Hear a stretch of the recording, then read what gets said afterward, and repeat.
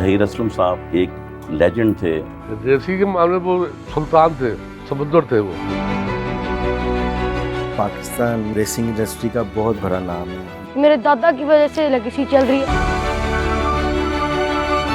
One of the pioneers of the horse racing, एक university की हैसियत रखते थे। against the most impossible odds.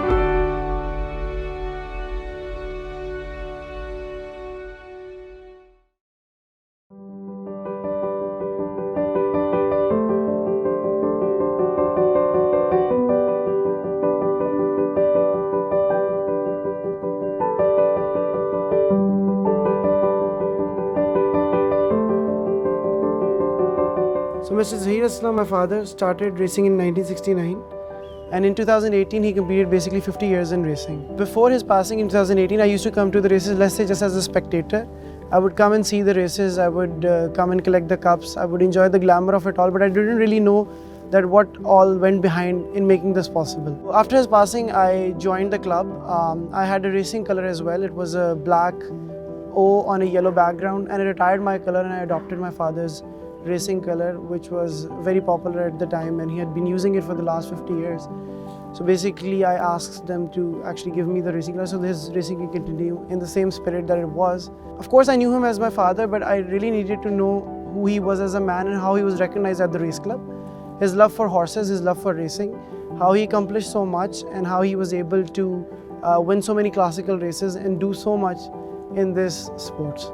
I think it was at least twice that he had 60 horses at a time, starting from the old race club at Jail Road and then moving on to this race club. He had won, I think, 2 derbies and 1,000 guinea as well.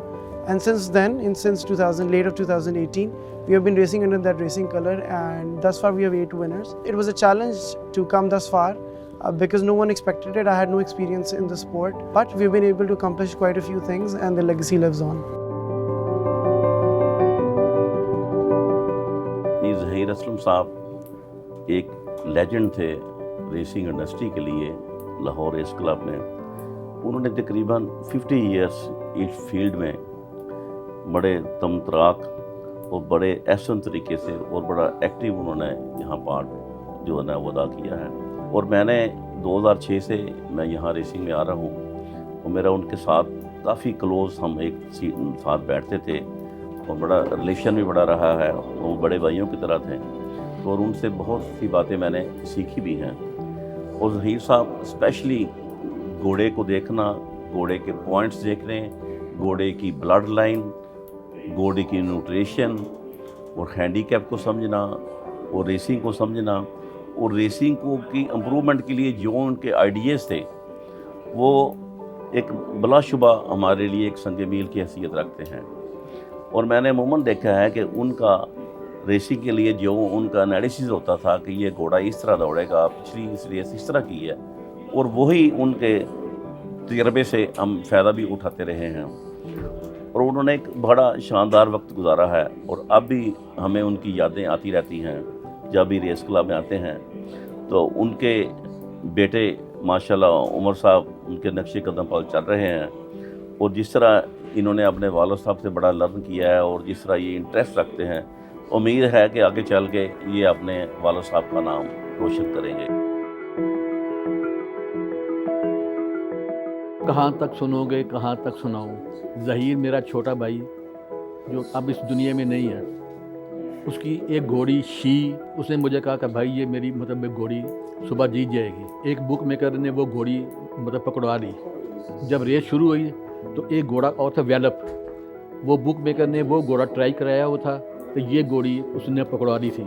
एक furlong race बाकी रह गई थी। ये घोड़ी she come से कम 10-12 दिन पीछे थी, तो सवार ने मतलब आउट ऑफ द वे जाके मतलब घोड़ी पकड़नी नहीं थी। उसने जब घोड़ी चलाई उसका ज़हन था कि अब घोड़ी जीतेगी नहीं। वो फिर घोड़ी आई आके जीत गई। डाउन अखबार में सुबह उन्होंने लिखा था कि सवार चाहता था कि ये घोड़ी जीते ना, और घोड़ी ने कहा कि मैंने जीत के ही बताना है। एक घोड़ा था उनका रैपिड रॉक जो डर्बी जीता था, वो गेटों पे सवार को फेंक के तो मतलब भाग गया। पूरा राउंड का कोर्स वो भागा जी मतलब घोड़ा। उसके बाद दोबारा उसको पकड़ के लेके गए उधर, फिर गेट में डाला। जब रेस हुई तो डर्बी जीता था वो मतलब 5 दिन बढ़ के। एक घोड़ी थी उनकी लेडी एक्सटेम्पोर, वो घोड़ी 5 फरलांग से ज़्यादा नहीं भागती थी, 5 फरलांग के बाद वो मतलब खड़ी हो जाती थी। मेरे छोटे भाई ने वो घोड़ी तैयार की और 7 फरलांग में वो घोड़ी मतलब ट्राई की थी। उसके साथ 5 घोड़े, ग्रेट लर्नर, हमारी, इक्वेशन, इस तरह 5 घोड़े थे जो वहाँ पर मतलब बैटिंग हुए। 7 फरलांग बड़े आराम से आकर यह घोड़ी जीती थी। उन्होंने एक घोड़ा लिया 1 वे, जिसने 100 साल का बेस्ट टाइम उसने किया जी। इस तरह मतलब बेशुमार वाक़यात ऐसे हैं कि जो मतलब अब जितनी देर कहेंगे मैं सुनाता जाऊँगा जी।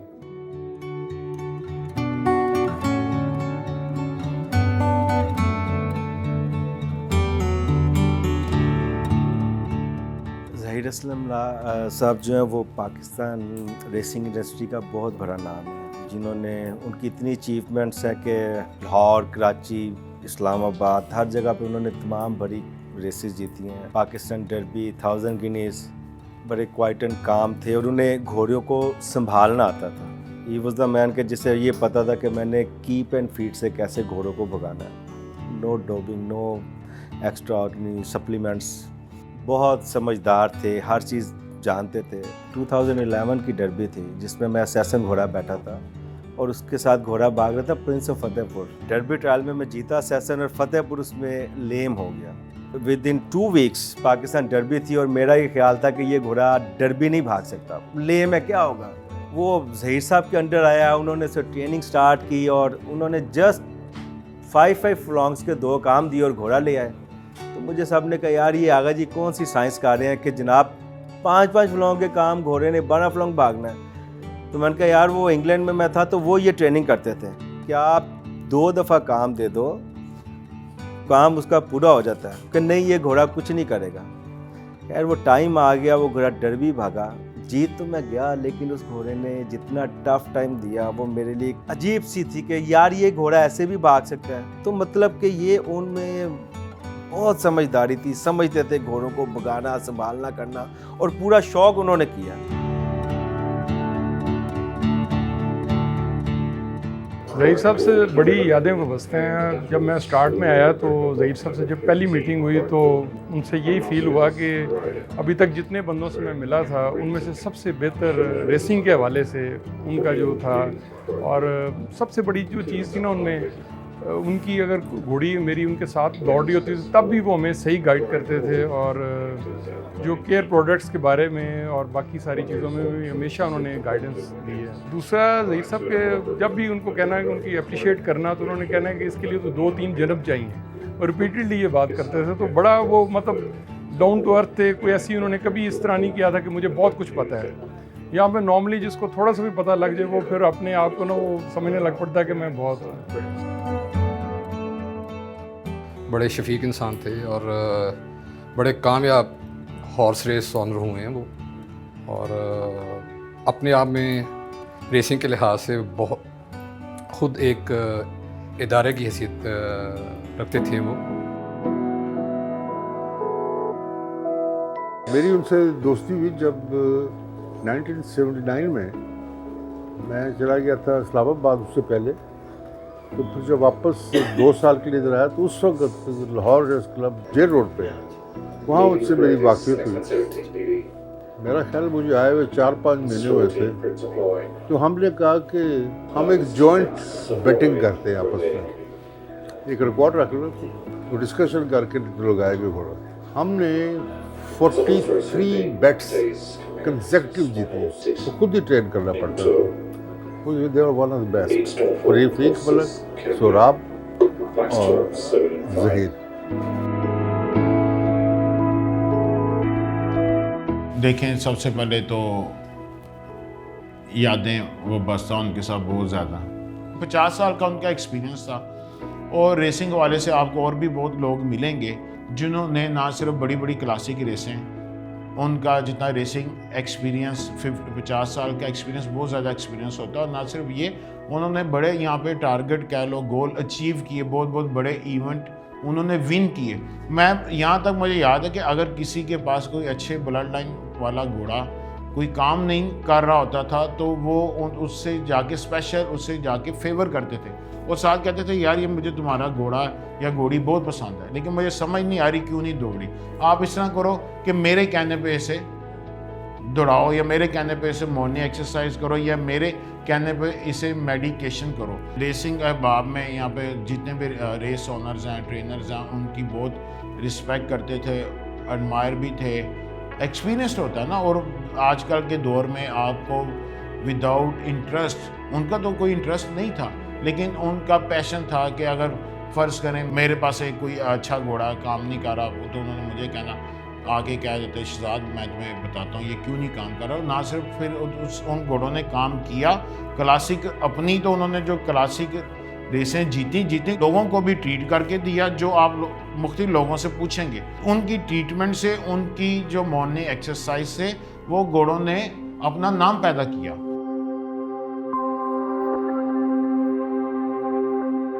उनकी रेसिंग बहुत अच्छी थी, हमारे बड़े भाइयों की तरह थे और उन्होंने हमेशा घोड़ों को बहुत ज़्यादा समझते थे। बहुत कम लोग थे जो घोड़ों को समझते थे जितना वो घोड़ों को समझते थे। Always to be remembered, very gentle. Since I shifted to Lahore, I learned a lot of things about horses from him, pedigree vices, and I think he should always be remembered in golden words in horse racing. उनकी life में जितनी मैंने racing की है मुझे बहुत मज़ा आया, और तकरीबन जो बात उन्होंने रेस से पहले कही है अल्लाह की रहमत से वो पूरी हुई है। बहुत समझदार और एक रेसिंग किताब थे जो बंद होकर चली गई है वापस। अल्लाह करे कि उनके कहने पे जो भी हमने जो बातें भी उन्होंने हमें समझाई हुई हैं, कुछ अमल किए हैं, कुछ में पास हुए हैं, कुछ में फेल हुए हैं। उन जैसा इंसान ओनर नहीं आना है। दोस्ती क्या है, मेरे वालिद साहब के भी दोस्त थे और मेरे भी दोस्त थे, लीजेंड थे वो, इंस्टीट्यूशन आप कह सकते हैं रेसिंग के बारे में। बस वो कहते हैं ना, ज़मीन खा गए आसमान कैसे कैसे है, ज़मीन खा गई आसमान कैसे कैसे। ये ज़हीर साहब बस लाहौर रेस क्लब को बहुत बड़ा लॉस था, लेकिन मजबूरी है। बहुत एक्सपीरियंस था, हॉर्सेस से बहुत प्यार करते, समझदार भी थे।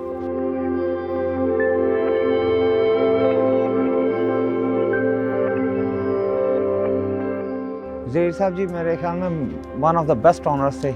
मैंने जब भी उन्हें देखा है, घोड़ा जब एक दफ़ा उन्होंने ट्राई किया वो कभी नो ट्राई की तरफ नहीं जाते थे और घोड़े को अकॉर्डिंग टू हिज नेचर भगाया करते थे। आई थिंक ये वो लेजेंड थे रेस क्लब में। वो घोड़ों को जितना समझते थे बड़े कम थे, जैसे सोहराब खान साहब थे, इसी तरह ये भी बहुत मास्टर आदमी थे। और जो इस वक्त के ट्रेनर्स हैं मैंने उनको हमेशा इनकी तारीफ़ करते ही सुना है। बहसीत इंसान भी बड़े अच्छे थे, रेस क्लब के लिए बड़े हेल्पफुल इंसान थे। मैं समझता हूँ हमारा कोई भी मसला मसाइल बुक मेकर्स का ओनर्स का हो तो हमारी हेल्प आउट करते थे। He was the best man.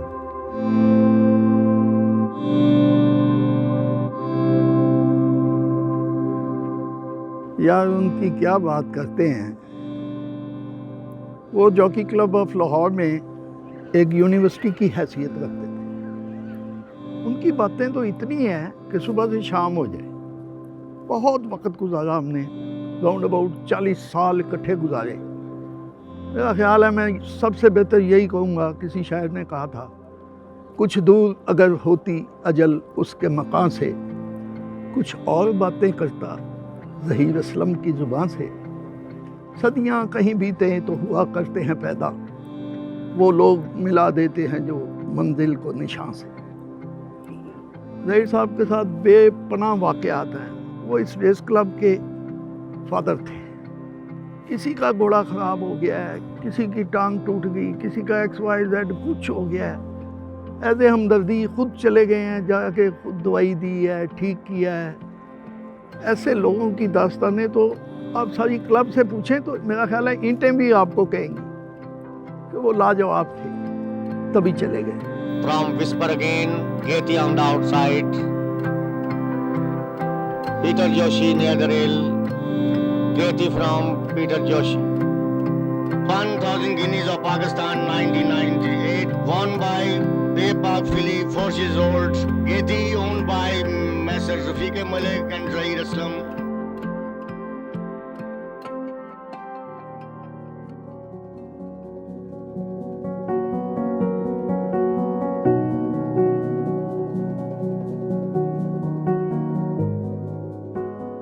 I've been coming in the race club for like 1 year और जब मैं आया तो I saw the races. I got attracted to the races and then I came to the races again and again. And जब मैं आया तो मुझे पता लगा कि यार मेरे दादा की वजह से लेगेसी चल रही है। और जब मैं नए लोगों से मिला तो हर बंदे से जब मैंने अपने दादा की तारीफ सुनी तो I was quite shocked. उस वक्त तो जब मैं घर में बैठा रहता था तो बस दादा आते थे और उस वक्त we just knew that दादा just make the horses run. We didn't knew that he was such a kind of a champion. तो जब मैं आया तो मुझे आहिस्ता आहिस्ता मैं डिस्कवर किया कि what दादा had a kind of a hard time to make this true and उसके बाद से अब लेगेसी कंटिन्यू हो रही है और काफ़ी घोड़े जीत रहे हैं इस साल।